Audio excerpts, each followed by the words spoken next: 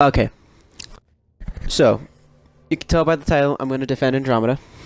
I know for especially this is directed at people with the Mass Effect fandom. This might be a little weird, but we do exist, and I'm going to establish where I'm at with this.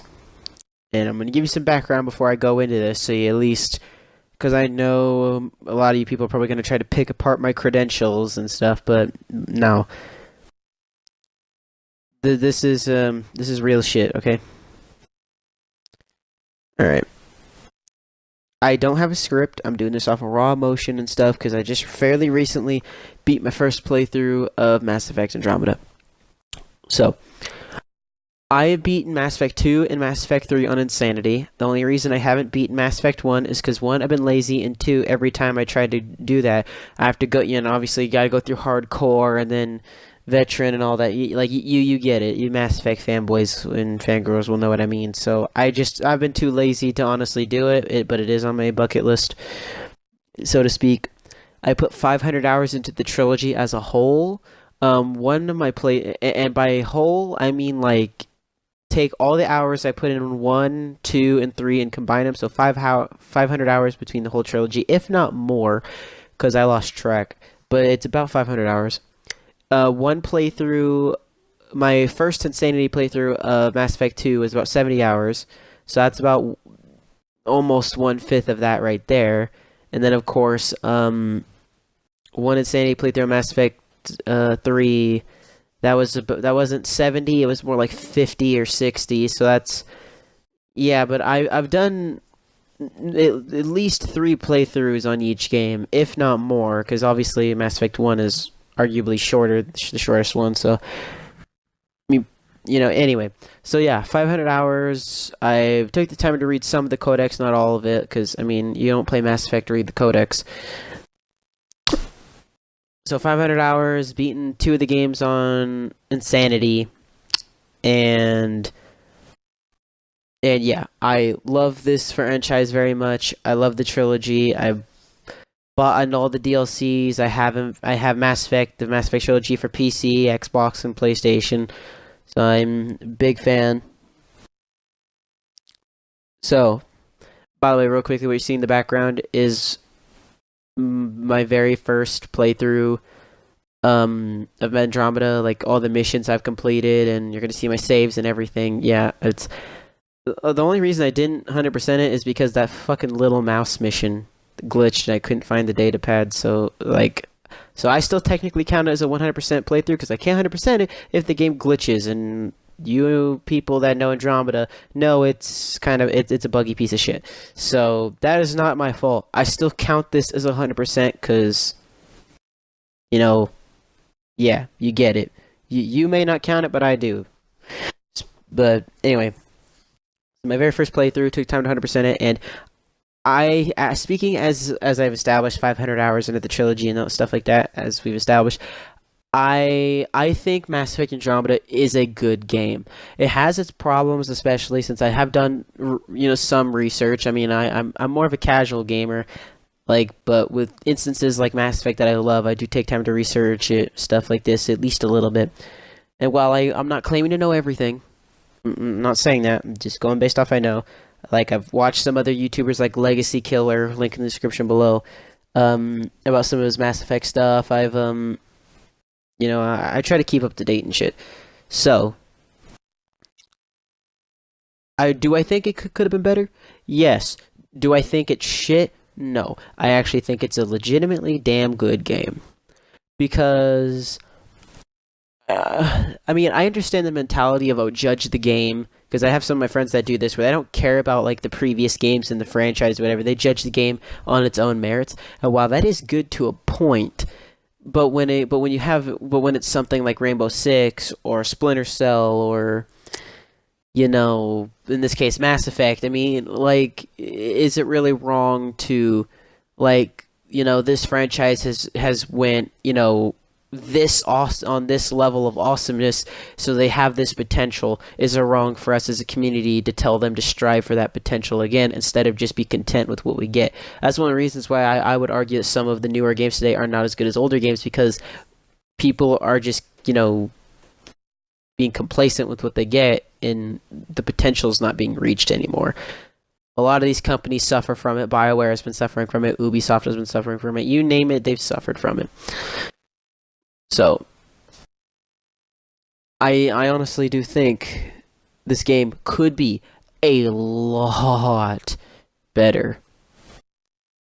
I mean, a lot better. Like, holy shit. I think this game has potential that could have had been 10 out of 10. I have faith that this was very possible. Like, hands down. Like, as I love how it is right now. I really do. Like, again, excuse me if I'm stuttering stuff. I'm trying to think. Because again, I'm again not scripted. This is me being, visceral reaction here. But I like how they changed the system of like the Paragon and Renegade isn't a thing anymore. And while in the older BioWare games like Knights of the Old Republic, that made sense. But in Mass Effect, I mean, it made sense in Mass Effect 2, like with the cybernetics. If you decide not to heal them, that makes more sense. But otherwise, I think it's stupid how, like, in the first game, it's like, oh, you have to raise your Paragon and Renegade to unlock Charm and Interrogate, and then you gotta spend skill points, and then the second, third game, it's like, oh, you just gotta do these actions early on in the game, and then, again, this video is directed to the Mass Effect community, so you guys should know what I'm talking about. I don't need to explain this. So, I like how that's thrown out. Like, I like how they have like an emotional, logical, casual, and professional appeal, like different ways to say it. I think that's cool. I like how they designed that system. I see how the RPG element kind of suffers a bit because some of that, cause it still kind of goes on the same path regardless, but it's more so how you convey yourself as a character. How you want your character to be perceived. So I do see that in some, compared to the original trilogy, some of the RPG element when it comes to the conversations is a bit lacking, but I personally am content with what I got because of how they redesigned it, and especially when you're talking with your crew that obviously trust you, especially after you do your loyalty missions and stuff. Like, they should, like, I know I'm being a little bit more realistic here pertaining to real life. It's like, if you have a friend that knows you really well, you could be a complete dick or whatever, and they'll still understand what you mean. You know what I mean? So, I mean, I like how they designed that system. While it could be a little bit better and your choices could be a little bit more impactful, again, it suffers from that a little bit, and I do think that could be improved. That is legit criticism, but I do like what I have. I think that is cool. I like how you're not restricted. Like, this is one of the few things where, like, I criticized in the Mass Effect trilogy was, okay, the first game, since I'm more of a shooter, I mean, I think the powers, biotics in the universe is cool, but I prefer to shoot shit. That's just my personal playstyle, playing other games like Rainbow Six Siege. I think that I do think that game is trash because, that's a different video for another day, but I do play it. I've played old Call of Duty, I've played Splinter Cell, and, I'm used to, my first instinct is to shoot stuff, so I'm not really power sensitive. Like, that was my problem in the first three games, is I could never, outside of adrenaline bursts, I rarely ever used my powers. Like, the only powers I ever used was, like, adrenaline burst / adrenaline rush, depending on if you're playing 1 or 2/3. And then, of course, like, overkill in Mass Effect 1. Like, but all of those powers made my weapon more powerful. It wasn't like biotic singularity and stuff. Like, there's only powers that I used for my character, and I never told my squad typically to use their powers. I just let them do whatever they want, and I focused on my own skill. That was my personal playstyle. That is where I had a problem with the first Mass Effect game, is because I was essentially forced to play soldier. Because even if I wanted to branch out and do other stuff like Vanguard and stuff, if you don't have the training for your favorite gun, which of course would be the assault rifle for me, because I love the assault rifles in the first Mass Effect game. If I wasn't a specific class that was trained with it, I could not aim down my sights. That is a problem. That made me not want to play it as much. And same thing with all the other classes. And I knew after a couple playthroughs that I wasn't really into the powers in terms of using them. I mean, I'm into them in terms of, like, they're awesome and all that. Like, you get it. So I played exclusively soldier. That is how I play. Same thing with Mass Effect 2. Same problem. even though it's a little bit different. They don't just give you the four different types of weapons, assault rifle and stuff, and call it good. Mass Effect 2, if you choose like infiltrate or whatever, get like submachine guns, and they take away the assault rifles, and you get it. But at least you can aim down your sights. So they fix that in a way, but it's worse in another way, because if I'm not a soldier, I don't get my assault rifle until I go to that collector base and get the Revenant. So that is a problem in of itself right there. But again, they fixed it. But again, they kind of got fixed like halfway through the game, but still. So it does have its issues, for sure.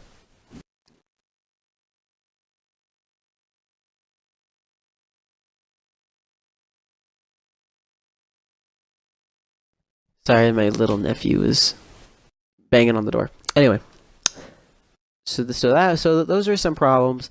And then Mass Effect 3 did not have that problem at all, but then they added the weight thing, which to me, I mean, the weight thing, I get it, but I don't really like it. I think it's kind of stupid how just because you have more weight on your armor, like, it reduces the cooldown on your biotics. Like, someone on the comments tell me how that works, because me personally, trying to be immersed into the lore, I don't see how that works. I think that's just a gameplay mechanic, and I think that should be scrapped. I mean, I think it should be just a universal cooldown time. Although I see the benefits of having this system that way. So, I mean, it is good. I just think, looking at it from a lore standpoint, it's a little weird. But, Anyway. Yeah, so there were some issues with the trilogy, gameplay-wise and stuff. And of course, especially when you get to number 3, story-wise, it wasn't really apparent in the first 2 games, but Mass Effect 3's ending was horrible. And now we're here at Andromeda. So, I like how they changed the conversation mechanics. I think that makes sense, and I personally like it. I think the character writer, albeit not as interesting as Shepard, I mean, you can't replace the Shepard, because, again, we have 3 games to grow and love him. You can't replace him. But I think he's a fairly good character. Like, working through the loss of his dad, and then, him or her, loss of... I'm just going to say their, because, again, RPG, he or she, the twin thing, like, you get it. I'm just going to say their dad, just to kind of be inclusive here, and all that, right? And then, depending on who you play as, your brother or sister's in a coma. So, yeah, he's obviously stressed out enough as it is, and then he finds out the Archon and all this other stuff, right? Like, I like his character, and his character, at least to a degree, to me, seems relatable.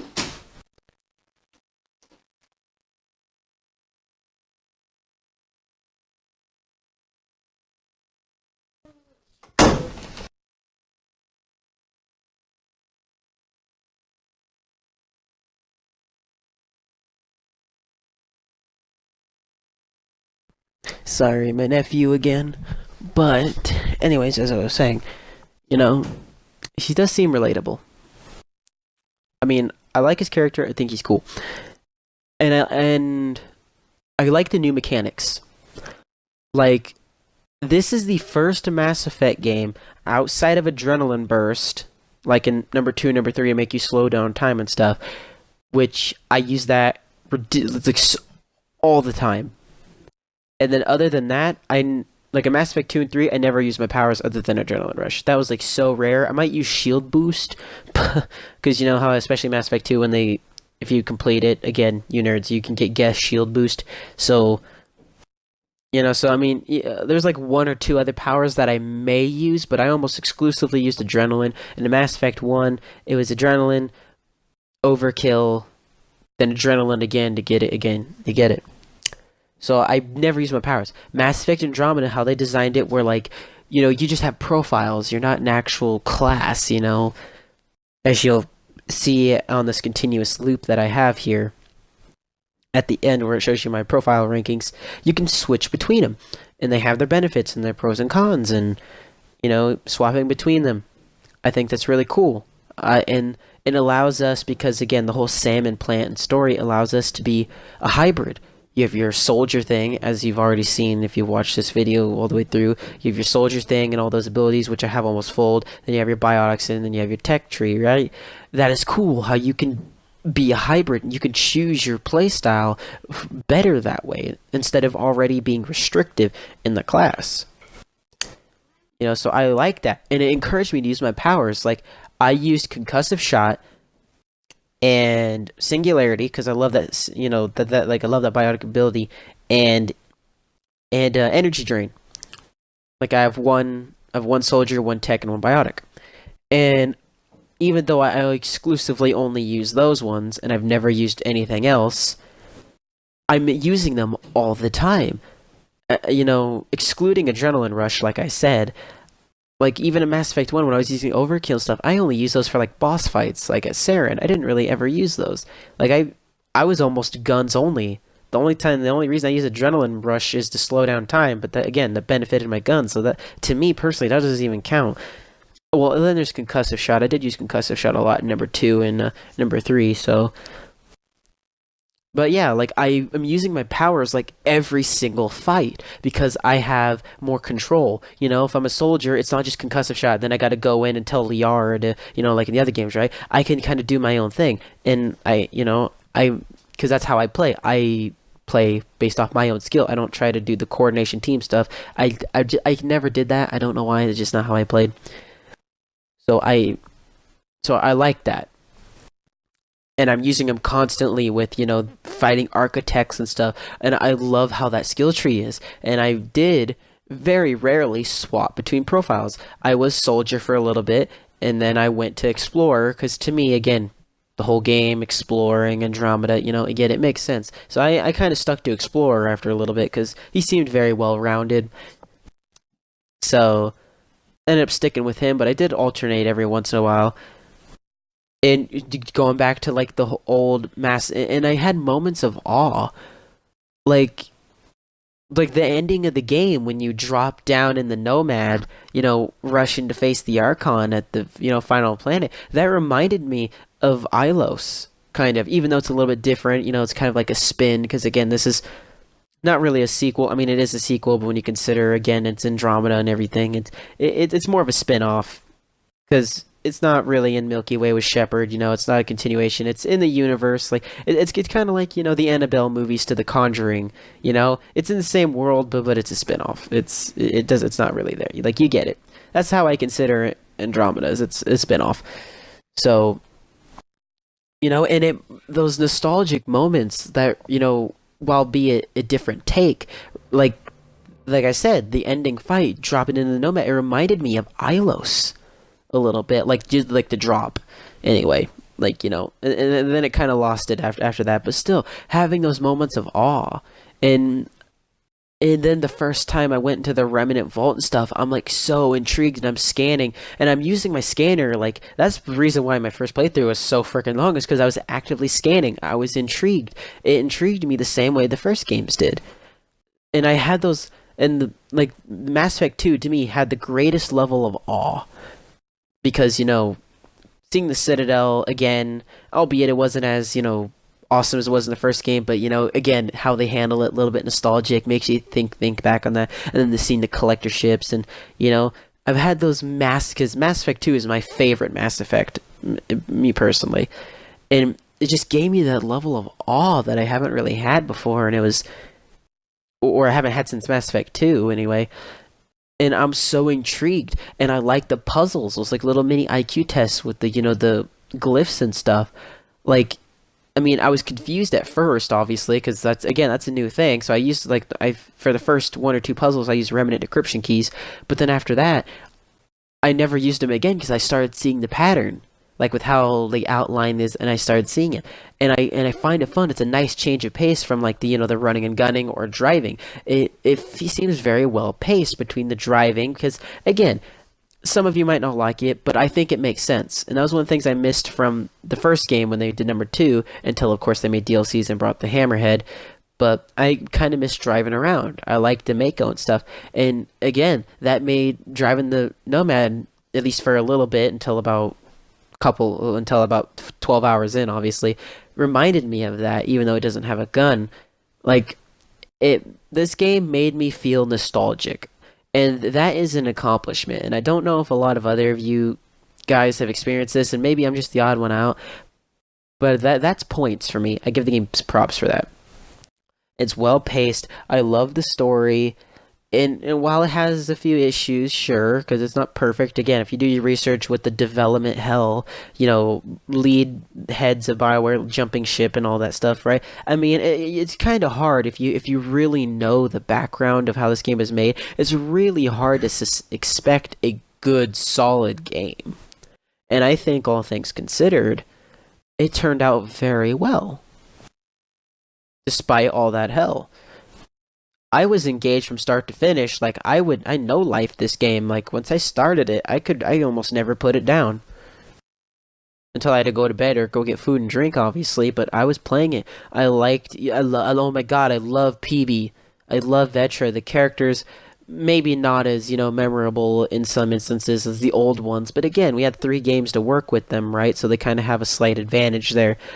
But like Vetra, like I met Vetra for the first time. Oh my god, I met Pee-wee for the first time. I'm like, oh my god, she's cool. You know, all the characters. To me, I enjoyed. Archon's a douche. I wanted to kill him. Oh my god, but he made me hate him. Seeing Exaltation, like, oh my god, what the hell? That shocked me. Like I was genuinely invested in the story, and And I think that while it does have some issues, especially at launch, and I do think that they shouldn't have had all those facial glitches and animation problems and all that stuff, but again, they patched that, right? So you can't really use that excuse anymore unless you want to hold it back to that standard of like, this is what we want at release, and it's like, yes, that's true, but again, especially if it's in development hell like this game is, as long as they make an effort to fix their mistakes, which so, for the most part they have, at least in that aspect, I'm willing to give them a pass. So I think the game is definitely better in my opinion, and I know this is gonna get me a lot of hate. It's definitely better than Mass Effect 3. Like Mass Effect 3 is at the bottom of the totem pole in my opinion. Then there's Andromeda, then there's 1, then there's 2. Actually no. No. It goes Mass Effect 3, Mass Effect 1, Mass Effect Andromeda, and Mass Effect 2. Mass Effect Andromeda is the second best in my personal opinion because despite its issues, and again, I'm taking into account development hell because again, it's politics. Again, do some research. That I know, this video will go on longer than it already has if I get into that. So so for the people that are genuinely interested in what I mean by do your research and development hell and all that stuff, if you haven't already, go do it and you will see what I mean. You will find the research. Go look up Legacy Killer. He'll probably maybe not be too in depth, but he'll give you an idea of where to start and tell you about it, right? So there's that. And despite all of that, it came out really good in my opinion, especially compared to, as much as I hate to say it, this had like a $40 million budget. Compare that to Destiny at release. I know you can say that, oh, they got to stretch out that $500 million over, the 3 years or whatever, but it's like, you mean to tell me a story mode at launch that you can beat in like 2 hours, especially with a friend, and it's point defense horde mode for like half of it, and Bungie made Halo, like I said about earlier in the video about talking about potential and stuff. You mean to tell me that you can't do better than that? You're Bungie. But then again, Activision's greedy, so I think it's more of Activision more so than Bungie, so it's not really their fault in that sense. But yeah, but still, it could have been better. In this game, with a budget that's not even a tenth of that, assuming I have my math correct, yeah, because 50 mil, which is 10 more mil than what Andromeda. Yeah, okay. Again, I'm trying to do mental math here, but anyway, you get it. And it turned out really well. It has definitely more content than Bungie had at release. I mean, Destiny had at release, that's for damn sure. And again, props to that. The graphics to me look really good, for the most part. The Remnant and enemy is interesting and intriguing to me. I loved learning about, the new Andromeda lore. I love the Angara. That was interesting meeting them. And I hate the fact that this game had potential to be more, but it was us as a community that ruined it. We were telling them that they sucked and all this stuff and bitching about it, and then they canceled the Quarian Arc DLC. I guarantee you if we shut our mouths, they would have gave it to us, but we voiced our hatred and borderline boycott, and they said nope. but they decided to go ahead and keep doing DLC and whatnot for multiplayer. I guarantee you, if it was the opposite, because let's be honest, a huge portion of the community, we play for single player. Like, multiplayer is just more of a bonus, and that's how it is with me. I don't give a shit about the multiplayer. I buy it for the story. You know, same thing with Halo. Like, I mean, multiplayer is good, but I buy it for the story. So, like, imagine it, after all the blowback and stuff, and they just said they're going ahead and release the Corian Arc DLC free of charge, for example. Oh my god, I would like, especially if it was just as good, if not better, of a campaign than what we got in this game, even if it's shorter. That like damn, because I miss the Quarians. That's the one of the few negatives about this game that I don't like is I want the Quarians back. Like, because I love the Quarians. I kind of want to see some Geth. I want to see some like old stuff return and kind of merge the different. I mean, they kind of have that with the Asari and everything, but still, you know. So and then the blowback just got so severe. We're just gonna put it in comics, and now we gotta go instead of having that wonderful experience potentially on a game, and it's our fault. Like overall, like the community as a whole, like not nitpicking specific individuals, but just as a whole, like all the YouTubers that were talking about it and complaining or whatever. Like you get it, like it's our fault. This could have been better. We could have had the Corian Arc DLC and. We killed it because we got it hyped so much. And I mean, again, at first I was the same way. And maybe it's because I lowered my standards because I didn't buy it at launch like I was initially planning to. And I waited a while, and then I got it for $16 on sale. And, so a lot of time has passed. It's been patched on some things. And that might be part of the reason is that I lowered my standards. So I was able to be more open-minded. But comparing it to the other games in some aspects, like like with the whole profile thing and all that other stuff, like it has a lot of good gameplay improvements. The Frostbite engine makes the gameplay so much more fluid, and even though I kind of miss the old cover mechanics from Mass Effect 3, because that was one of, if not the best fight mechanics, but this game has its own and it does it well. It's fun, fluid, and I think it's the second best Mass Effect game. It's the best Mass Effect game since Mass Effect 2. I wholeheartedly believe that. I genuinely enjoy this game, and it sucks that we killed it.